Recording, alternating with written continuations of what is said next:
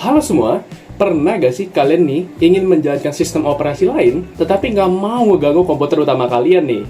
Nah, perkenalkan, nama saya Jeffrey Suryanto dengan NIM 2602062614. Dan bersama dengan teman saya, Nama saya Yodi Satria dan NIM-nya 260206870. Halo, nama saya Wira Dharma Budi Harjo. NIM saya adalah 26020 56145. dan kami semua berasal dari jurusan Computer Science.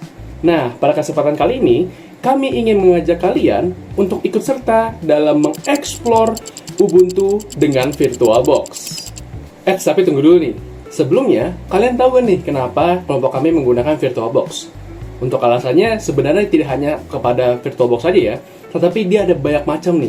Ada VMware, dan di sini kami menggunakan Oracle VirtualBox. Dan VirtualBox sendiri itu dia merupakan software untuk melakukan virtualisasi yang dimana dapat digunakan untuk membuat virtual mesinnya itu, atau yang dapat dikatakan sebagai komputer virtual nih yang ada di dalam komputer kalian. Nah, pada video ini kami akan menunjukkan langkah-langkah kepada kalian bagaimana cara menginstal Ubuntu sebagai sistem operasi baru di dalam virtual machine atau di dalam komputer virtual dengan bantuan dari VirtualBox ini. Jadi, simak baik-baik ya teman-teman. Oke, untuk yang pertama ini kita harus perlu mengetahui dulu nih bagaimana cara kita mendownload dari virtual yang kita gunakan, yaitu VirtualBox. Nah, di sini kita tinggal cari VirtualBox di search engine dan kita pilih yang paling pertama ini, yaitu Oracle VirtualBox. Dan ketika sudah pindah halaman, nanti dia akan pindah ke Get Started dengan download ini, kita pilih. Dan di sini untuk platformnya dia ada banyak, ada Windows, macOS, Linux, dan juga Solaris. Di sini karena saya menggunakan Windows, jadi saya memilih yang Windows host ini. Nanti akan ada proses downloadnya. Dan di sini untuk versi yang digunakan itu adalah 7.1.4 yang dapat dikatakan ini juga sudah cukup baru lah ya. Kita tunggu. Dan oke, di sini ada dua cara. Kita bisa langsung klik di sini, klik kiri di sini, atau kita ke folder, ke downloads, dan kita pilih ini, klik kanan dan run as administrator. Nah, sini kita tinggal pencet yes. Lalu kita tunggu. Nah, nanti dia akan muncul tampilan seperti ini. Kita tinggal next. Dan di sini itu ada end user license agreement-nya. Jadi ini ada untuk agreement-nya. Nanti kita tinggal baca dan nanti di sini saya tinggal accept. Kita next. Dan di sini untuk lokasinya kita bisa bebas nih. Kita mau di lokal C ataupun di D, atau itu bebas terserah kalian. Di sini saya menggunakan yang di lokal C. Kita tinggal next. Yes, yes. Dan sini untuk membuat sebuah shortcut-nya. Kita tinggal next, dan terakhir kita tinggal install. Dan ini untuk prosesnya ada yang cepat, ada yang lama, jadi kita harus lebih bersabar lagi lah ya untuk proses instalasinya.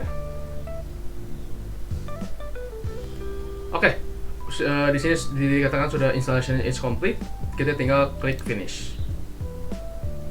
Dan di sini nanti dia akan langsung keluar bagian sini dan dia sudah ada shortcutnya. Nanti ketika kita klik, di sini sudah merupakan tampilan utama dari Oracle VirtualBox sendiri. Di sini ada new dan add. Di sini akan bagaimana cara kita akan membuat virtual machine dengan menggunakan Ubuntu ataupun yang lain. Di sini karena saya menggunakan Ubuntu, jadi nanti kita klik yang new. Nanti kita akan memasukkan folder-folder atau ISO-nya ini. Dan di sini begitu juga berlaku untuk yang add.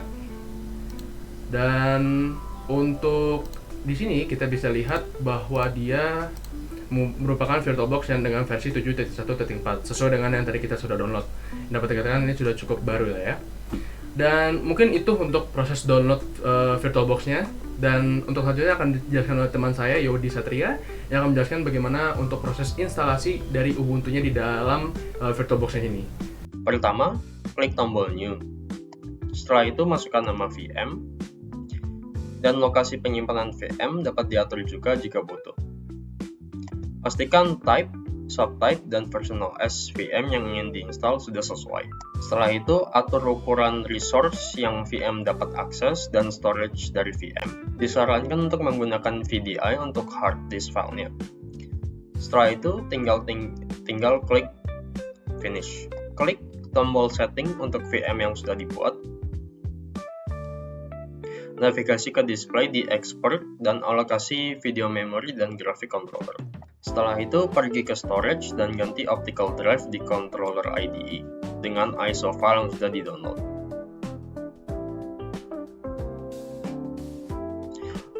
Jika di list sebelum ada, tinggal klik add dan select file ISO-nya. Setelah itu klik OK dan start VM.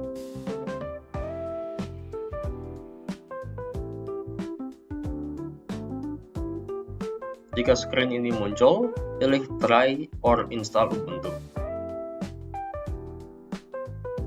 Untuk ini saya tidak pilih untuk connect ke internet untuk membuat instalasi lebih cepat.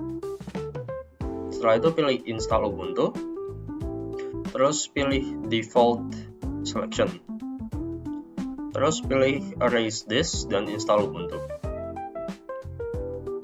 Selanjutnya bikin akun user, terus pilih time zone dan klik install.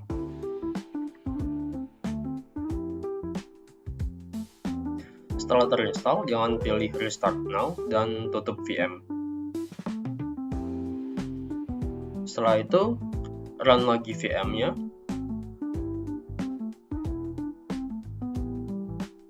Masukkan password.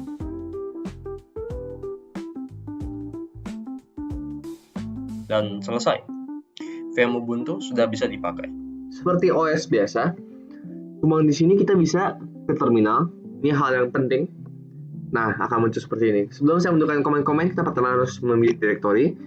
Kita bisa menggunakan cd / directory kita mau kemana. Dan di sini kita bisa menggunakan banyak, salah satunya mkdir untuk menciptakan folder. Misalnya yang saya inginkan, misalnya foldernya my folder, dan my folder sudah terciptakan. Cara tahunya gimana? Kita tinggal pencet ini dan ke documents, dan ya, my folder sudah. Oh ya, ada satu shortcut jika ingin males, bisa tinggal open in terminal, nanti otomatis di directory. Saya akan mengajarkan. Nah, ini kita bisa menggunakan cd /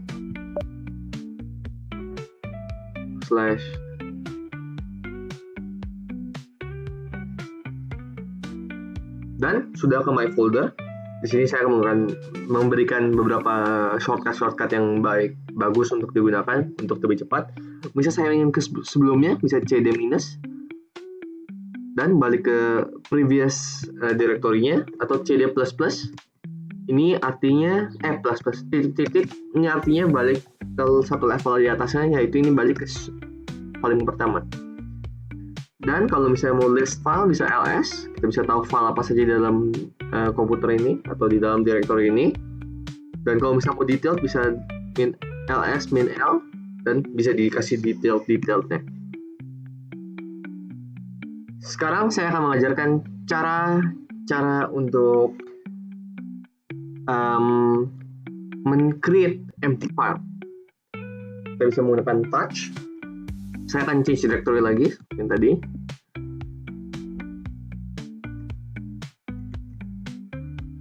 Kita menggunakan, bisa kalau ada beberapa komen, tulis satu touch, misalnya file name .txt, dan seperti yang kita lihat, tapi itu kosong kan.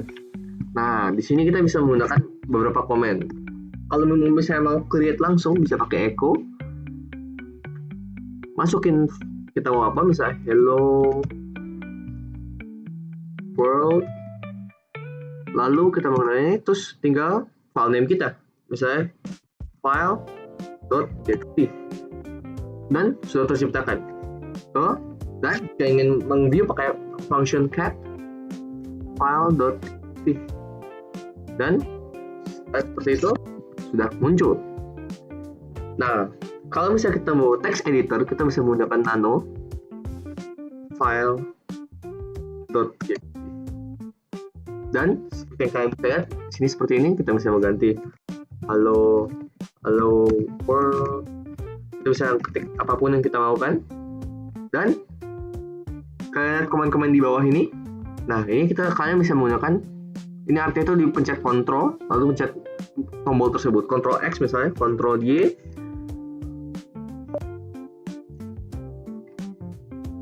dan enter, lalu Ctrl Y dan enter. Dan kita bisa cat file.txt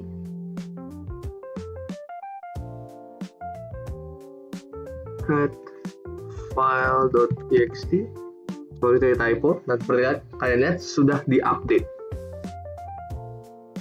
Kalian sekarang cara-cara untuk misalnya kalian mau menghapus tapi tidak ingin move to trash, yang jelas move to trash bisa gampang kan, tapi kita bisa menggunakan rmdir nama file kita, misalnya folder misalnya, dan terhapus. Oke. Tapi misal mkdir, misal ada filenya dan kita ingin menghapusnya, kita bisa menggunakan function rm -r my folder, dan otomatis semua file di dalamnya pun ikut terhapus. Dan misal kita ingin open a file pakai default application, ya pertama kita bikin, saya tadi kan sudah hapus, kita bikin file baru saja, touch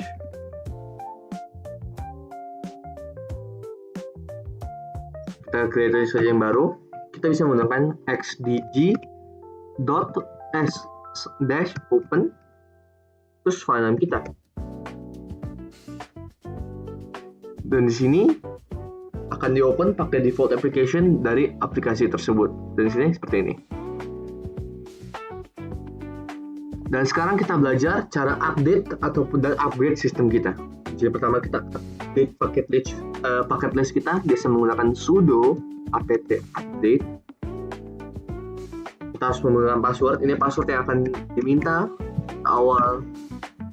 di awal sekali saat Anda menciptakan akun di dalam Ubuntu, kalian akan minta, dan seperti yang kalian lihat sudah di-update. Dan kalau misalnya mau upgrade, kita menggunakan sudo lagi, apt tinggal diganti update tadi ke upgrade.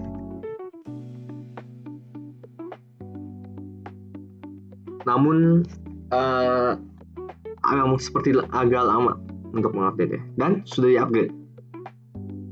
Dan kalau misalnya mau lihat di sini, run apt -upgradable untuk cari tahu apa aja di upgrade.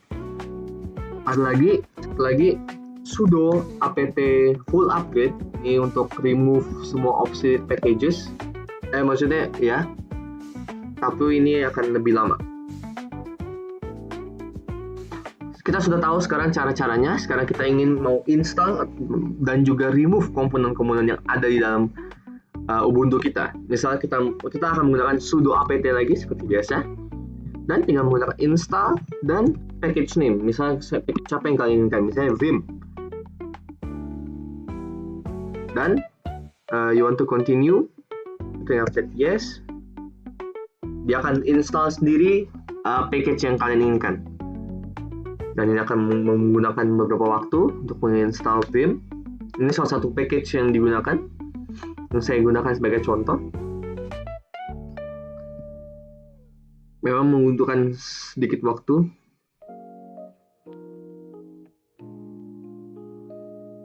Dan sudah terinstall. Misal, untuk membuktikan sudah terinstall atau tidak, kita tinggal apt search vim. Dan di sini kita bisa lihat semua yang vim. Itu untuk search for package ya.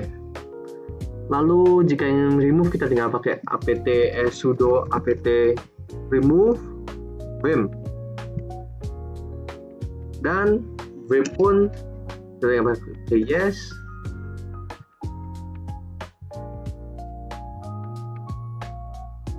Dan vim pun sudah ter-remove. Itulah basic-basic untuk menginstal dan meremove package-package. Sekarang saya ingin mengajarkan kalian cara memanage file dan permissions. Jadi file, misal kita ingin copy files ke dalam suatu hal baru. Nah, ini kan documents kan, betul. Kita tinggal cp, ini harus pencet, cp, copy files, myfile.txt atau source file ya. Lalu kita ke destination-nya. Misal saya mau ke downloads.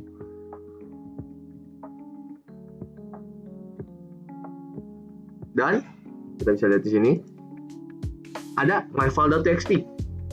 Betul?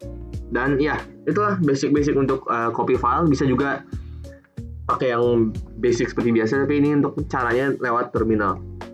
Dan misal kalian ingin mau memove atau rename file sekalian, misal mv myfile.txt, saya mau ubah menjadi misalnya new file.txt, dan sudah berubah. Dan kalau misalnya mau change file permission, kalian bisa menggunakan chmod ini untuk menggantikan permissionnya. Misal permission mau apa, 644 misalnya, terus new file.txt, dan permissionnya sudah di change. Dan bisa juga change ownership menggunakan sudo chown. Nah, usernya apa? Misalnya user saya kan tadi Sui, tapi kan ini sudah cuma satu user di punya saya. Misalnya kalian punya beberapa user, bisa menggunakan ini. Terus ini grup Anda, dan tinggal ganti filenya, tinggal tulis nama file, misalnya new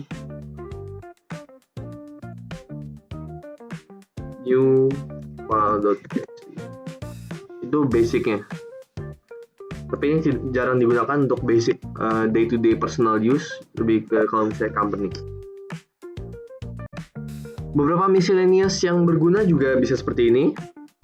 Saya balik dulu, kita bisa mengetahui disk usage kita berapa, tekan df/h, dan di sini kita bisa lihat size-nya berapa, use-nya berapa, dan mounted-nya di mana gitu. Ini cuma basic function yang berguna. Atau kita ingin show system information, kita bisa uname/a, dan ini kita bisa lihat hal-hal yang mungkin berguna untuk sistem information kita. Dan itu saja dari kami, penjelasan basic untuk Ubuntu. Terima kasih telah mendengarkan. Sekian dari video kami ya teman-teman. Semoga video ini dapat bermanfaat untuk kalian semua. Sekian dan terima kasih.